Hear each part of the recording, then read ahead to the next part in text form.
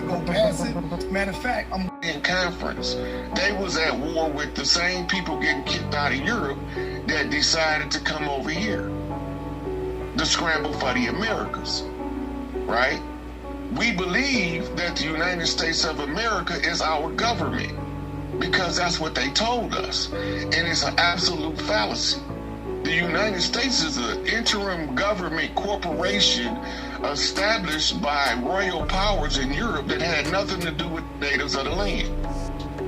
If you read early colonial documents of government from the Americas and the narrative they gave us, you don't see no name like Little River Running, Tall Wolf Walking, Black Eagle Soaring. Ain't none of them names in there. These are English renditions of what the natives referred to themselves as. So they became exonyms. Then you find when you study Andrew Jackson, The Trail of Tears, The Paper Genocide, the $5 Dawes Roll, that presidents was referring to people that was first generation born over here. That means their parents came from overseas, had a child when they got over here, and they declared him the chief to sign a treaty. This is why the treaties had to be canceled for the fraud, because all of the people signing treaties wasn't us.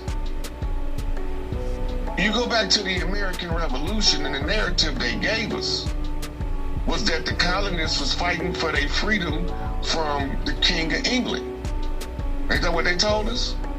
They was protesting excessive taxation, the excessive laws on the books that oppressed the people. They wanted to be able to defend themselves and not rely on the English Armada or fleet and the Spanish Armada to defend them from foreign invasion. They wanted to do it themselves. But that didn't have nothing to do with the people that was already here. King George told them not to proceed beyond the Appalachian Mountains because he recognized they was guests in the foreigner's house. What they do? Sent Lewis and Clark to survey the land when all the tribes was on their way to the Gullah Wars. We went southeast. Watch what Lewis and Clark do. They went up north and west to go behind the tribes, leaving the castles. So when they get back to D.C., they can tell them there is no royalty in the castles. We was down there fighting Gullah Wars, right? And so we tend to believe the narrative that was thrust upon us. We was prisoners of war. That's true. Never stopped fighting. We just started fighting in a different way. Anybody can go to AI and say, how was the voodoo and sorcery used in the Civil War? And they're going to tell you that both sides was using it trying to get the upper hand. But they don't tell you how it was used. They don't tell you about the sorcery going on with the blood of Crispus Attucks writing the secondary constitution that they incorporated the Americas under.